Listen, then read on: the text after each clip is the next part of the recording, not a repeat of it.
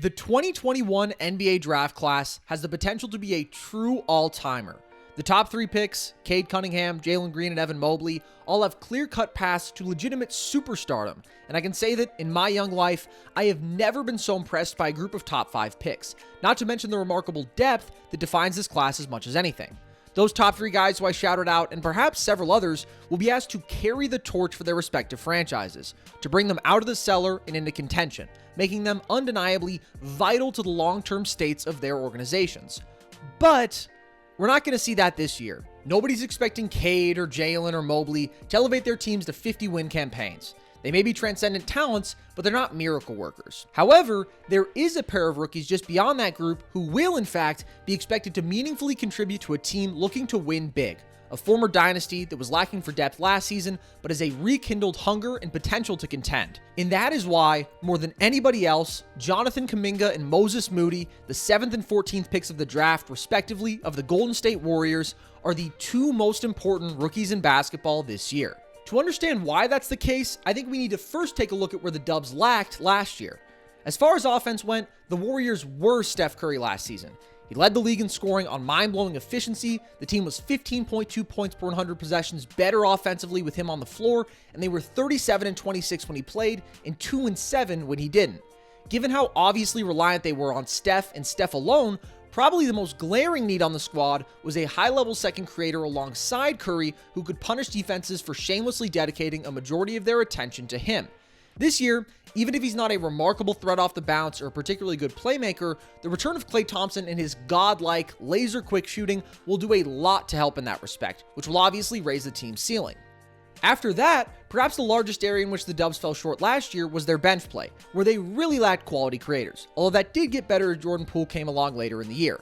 But still, as I said, their offense collapsed when Steph sat, dropping from the equivalent of a top 10 offense when he played to the worst offense in 5 years when he sat. And Brad Wanamaker was seeing 16 minutes a night for them when he was on the team, which is just gross. Their overall depth of quality players on the wings was also an issue in that respect. I love me some Juan Toscano Anderson, but he has his limitations offensively, and asking him to play 31 minutes a game, as they did in May of last year, is just way too much.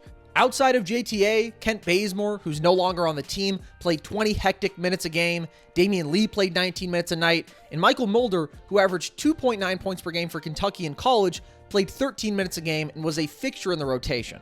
I've got nothing against any of those guys, but if your goal is to contend, that can't be the case. So now, if they want to eradicate last year's issues, the Warriors need a couple of things out of their role guys on the wings. Reliable, high-level shooters who can capitalize on Steph's gravity, and quality defenders who can help sustain the defensive identity the Dubs established last year when they were a top 5 team on that end. Now, the Dubs already made strides in that pursuit by adding 2 rotation-caliber wings in Otto Porter Jr. and Andre Iguodala on minimum deals in free agency, but they'll still in all likelihood need more there. Iggy's not the player he once was, and although Porter Jr. is a starting caliber guy when he's healthy, he's played a grand total of 42 games over the last 2 seasons, so that's far from a sure thing. Regardless, they just need as many quality options there as possible. That is where Kuminga and Moody come in as a couple of very intriguing pieces, and given that we just saw a good bit of both of them in Summer League, now feels like as good a time as any to evaluate where they fit in and what they can contribute to the Dubs. First, let's look at what they can each bring offensively, starting with Kuminga. Kuminga is one of the most fascinating rookies in recent memory, a fact that has only been amplified by his landing spot. The dilemma with him and Golden State has always been pretty straightforward. Kuminga is a remarkable talent in some respects and was probably the best player on the board at number 7, but the Warriors need immediate value, and Kuminga is almost the definition of a project player. But again, the good with him is really good, and in Summer League, where he averaged 17.4 points per game, Kuminga confirmed himself to be genuinely one of the most freakish athletes I have ever seen on the basketball court. And I don't mean that just as far as pure explosiveness or leaping ability. I mean, by almost every athletic metric, this guy is overwhelming, and it makes him an absolute weapon getting to the bucket. At 6'8", 220, Kuminga is very explosive. In transition, he's next to unstoppable either with the ball in his hands or filling a lane, as you'd expect, but in the half court too, he can dominate even when you know he's coming downhill right at you, which is a rare ability. There's a few factors that make that possible beyond pure explosiveness. First off, Kuminga's handle is pretty darn advanced. He uses hesitations and in and out dribbles well, and has solid control given his height, and given his build, he can cover so much ground with a single stride that sometimes all he has to do is beat somebody with a cross from the 3-point line, take a step, and boom, he's practically at the bucket. He has a really nice Euro step too, which helps him navigate traffic and find his way to the cup. He's also crazy strong. The dude can just bully people on a drive or with his back to the basket, and once he's at the rim, he has really impressive body control and length, which allows him to finish in traffic. Also, because of the huge pressure he exerts on defenses, he can live at the line, having attempted 7 free throws a night in Summer League. That all-around combination of athletic gifts is something maybe a handful of NBA players have, like genuinely. He also has a bit of a post game where he uses pump fakes well and can again attack with his strength. So take that all together and you're thinking, holy shnikes, that's a lot of tools. But remember the catch with all this. Kuminga is not exactly a refined version of the role guy the Warriors may need him to be. His efficiency stats alone will tell you that. In Summer League, he shot 40% from the field, 27% from deep, and 66% from the line, which is obviously very rough, but was actually a slight improvement from his 39, 25, 63 splits for G League Ignite, where he spent last season. Right now, so much of Kuminga's value hinges on his three-point shot. We didn't see him make a single pull-up three in Summer League, but that's honestly fine. One-on-one, his game can be thoroughly predicated upon getting to the bucket for now, and he would be unbelievable attacking closeouts. But first, he has to demand that people actually do close out on him by demonstrating that he can reliably space the floor as a catch and shooter. If Kuminga could just shoot 35% from 3 out of the gate, good grief, you would have a player. I just don't think he will. He is a willing, confident shooter off the catch, which is great, and I don't think his shot is broken. It just seems like a lot to ask a guy who shot in the mid-20s from deep and the mid-60s from the line to be solid there within months. And I'm not talking about what's possible for him in 3 to 5 years, I'm talking about right now. He may have his days where he's dialed in, but consistently, especially if he plays in lineups featuring both Draymond and a center, him shooting 28% from deep would be problematic. There are other things that make me a bit concerned about Kuminga's ability to contribute immediately too, like his playmaking and overall decision-making. In the G League, Kuminga averaged just 2.7 assists per game to 2.6 turnovers a game, which is not good, and in Summer League, he was much worse off, posting an almost unthinkably bad 1.6 assists per game to 3.4 turnovers. At times, Kuminga can be a black hole offensively and can fail to understand the value he has collapsing defenses as the athletic monster he is. Look at what Giannis, LeBron, and Russ do. They create countless open opportunities for their teammates by attracting multiple defenders and then just making the relatively simple drive and kick read. Kuminga has a lot of those same opportunities, and he's had his moments there where he can nicely anticipate the help or spot a cutter, and he's particularly solid in transition, but he just hasn't been consistent enough there. And advanced kicks to the corners or things like that just do not exist for him right now. To play in Golden State, it's also crucial that he can at least competently read the floor and swing the ball quickly from the perimeter to reward good off-ball movement, which is so fundamental to their identity as a team and keep the offense from stalling. Again, there have been flashes from him that make you wonder about what he could be as a playmaker in the future, but right now, this remains an area in need of significant improvement. So that hurts his overall value, especially as playmaking becomes even more important when he's facing off against NBA rim protectors who will make finishing at the bucket all that much more difficult. Kuminga also needs to improve his touch and in-between game. A floater would be great, as would a more reliable mid-range game to keep defenses somewhat honest against him inside the arc, but if he doesn't have those shots yet, it's better he just doesn't force them at this stage. And that really captures what's so awkward about this landing spot for Kuminga. He probably belongs in a place where he can learn and try out new shots and make mistakes and shoot 40% from the field on a team that wins 20 games so that he can figure it all out in the long run and be the best version of himself. No matter what you want to believe, there's no room for that in Golden State, which is kind of a bummer for an 18-year-old. Regardless, the key for Kuminga is consistency. You see flashes of everything, but you really only see the ability to get to the bucket regularly enough. Still, I think he's a rotation guy no matter what, and if he can just simplify his game, cut out bad shots, attack closeouts and get to the rim, feast in transition, and shoot open catch and shoot triples, and be an active cutter where he could be an explosive threat given his athleticism, and really help his overall productivity and value without the ball in his hands, I really like what he brings. Now, we'll see if he can actually make those changes, because again, that's a lot to ask of an 18-year-old, but it really is crucial that he does so because fit matters so much in Golden State. Look at what happened to Kelly Oubre last season. The guy's undeniably a talented player in a vacuum, but he struggled to adapt to the flow of the Warriors' offense, was very limited as a passer, and shot worse than 32% from deep. Accordingly, the Warriors were a whopping 12 points per 100 possessions worse when he was on the floor, and they played their best basketball after he got injured, as they won 12 of their last 15 regular season games without him. Talent alone is not enough to fly by in Golden State. Kuminga's not going to be allowed to have a bunch of long, drawn-out ISO possessions each game. He needs to find a way to use his tools to fit if he really wants to have his maximum impact. Regardless, he's not ready to start or anything, but not many bench guys will be able to stay in front of him. And I think he can contribute defensively right off the bat, which would be a huge selling point for his floor. We'll talk about that in a bit. So while Kuminga brings all these complicated dynamics to the table, Moody is pretty much just a straightforward home run and exactly what the Dubs need offensively, having just averaged 16.8 points per game in Summer League. Every team needs a Moses Moody, but the Warriors do especially. Moody's greatest strength on offense is easily his pure shooting ability. He shot 39% from deep in Summer League after shooting 36% at Arkansas, and above the break or from the corners, the man can just shoot that rock. Particularly, he's a highly effective and prepared catch and shooter. His hands are always up when he's in a spot-up position, and he quickly and confidently gets into his shot. He also has a good awareness of where open space is and where he should be, which makes him a really good cutter. So that all-around off-ball value will make him a seamless fit in Golden State, particularly alongside Steph.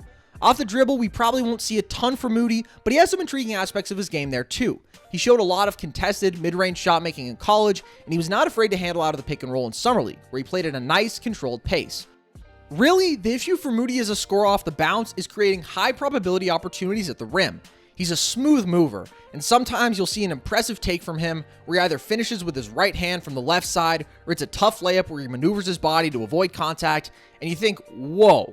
But then you watch him enough and you realize, A, he hates finishing with his left hand, even though he has no problem driving left, so while a wrong-handed layup can look cool every once in a while, it's actually a problem in his game, and B, he just really is not strong enough to finish through contact consistently, so he often has to make finishes harder than they should be to avoid it. It's also not the easiest for him to get to the bucket because he's not a super explosive athlete. So that's a limitation in his game, but not a huge deal in the role he'll likely play now. One thing I will say that Moody doesn't get enough credit for is his passing. He's never posted big assist numbers, but he's made some really nice finds in his career, so that's a potential area for growth down the line. Regardless, he's a good plug-and-play option offensively and an immediate, significant upgrade from several guys the Warriors played last year. But, as I said earlier, the Dubs don't just need offensive punch. They need legitimate defense from these guys as well. That's a lot to ask from a couple of rookies. Generally, guys lag further behind on defense than they do on offense when they're coming into the league, but I think these two both have the potential to defy that trend. In Summer League, I was particularly impressed by what Kuminga brought defensively. During his time playing for Ignite, defensive consistency was not always his strong suit, and although he wasn't perfect in Summer League, man did his athleticism pop. As a defensive playmaker, Kuminga was very impressive, averaging 1.6 steals per game, and he had some jaw-dropping moments blocking shots as a help-side rim protector. When he's locked in, Kuminga can hound and pressure perimeter players and stick with guys at a high level, and he should be able to guard NBA 4s regularly too. That's a special skill set. But again, he wasn't perfect. He had lapses in his off-ball awareness, moments where he was a bit lazy, and most prominently, struggles with discipline, as he averaged 3.6 fouls per game in like 27 minutes per game. That's almost 5 fouls per 36 minutes, which is not gonna cut it. Now, that wasn't an issue for him with Ignite, but again, his effort wasn't as consistent there either, so he probably still has to find that balance between being exuberant and playing hard, and also playing with discipline. But overall, if he can consistently lock in, which I'm honestly not too concerned about given what we just saw and the incentive to do so in his situation, he can certainly be one of the more impressive defensive rookies in his class, and that would give him a high enough floor to justify his playing 18 to 20 minutes a game, which is huge, because again, last year those minutes were going to the Damian Lees of the world. We cannot downplay the significance of that upgrade. When it comes to Moody, who I viewed as basically the perfect 3-and-D prospect in this class, I have to say, he had a few more rough moments than I expected in Vegas. Now, maybe Summer League isn't the optimal situation to judge defense, and also my expectations were high given what he did there in college, but in the 5 Summer League games he played, Moody at times struggled navigating screens, fell asleep off ball, and found himself completely oblivious to backdoor cuts or unable to close a gap on a shooter, and took some bad gambles, being overly aggressive closing out or jumping a passing lane. He also wasn't great on the glass, where he averaged just 3.6 boards per game, which is weird because he was incredibly feisty there at Arkansas, averaging almost 6 boards a night.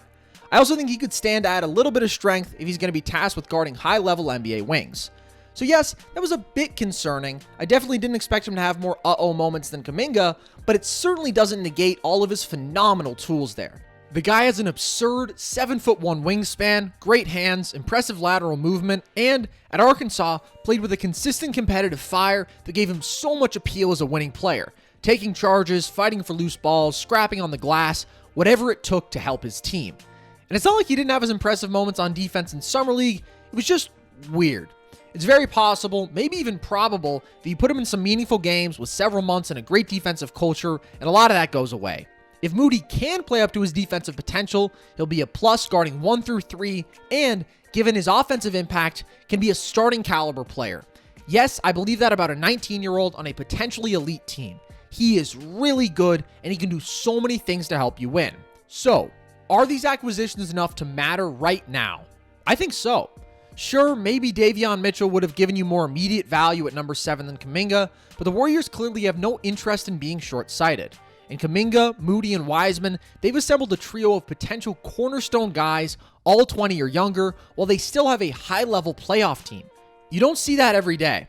Neither of these guys are perfect, but they both bring value in multiple ways and should be able to play either alongside the starters in simple offensive roles while competing on defense, or with the bench unit, where they can show a bit more of their ability to create and help make those non-Steph minutes less completely miserable than they were last year. All around, I think they should undeniably make the Warriors a better team as legitimate rotation guys, and there's not much more that you could ask for out of a pair of rookies.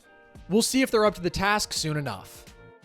To those of you who have made it this far, as always, thank you so much for watching. I hope you've enjoyed. If you have, the good news is we've got plenty more content like it. As you can see here on our YouTube channel, we have, first of all, more video breakdowns like this. My friend Logan just did one on the Steelers preseason. I did one last week on the Knicks and why they nailed this offseason. You can catch all of that content here, but you can also see that we do a couple of podcasts each week, both on the NFL and the NBA, so you can check those out here where we have the full video, or on Apple, Spotify, wherever you get your audio content. It's in all of those places. You can also follow us on social media. Twitter is at nerd_sesh. Instagram and TikTok are at Nerd Sesh to keep plugged in with what we're doing there. And with that, as always, guys, thanks so much for watching. Hope you've enjoyed.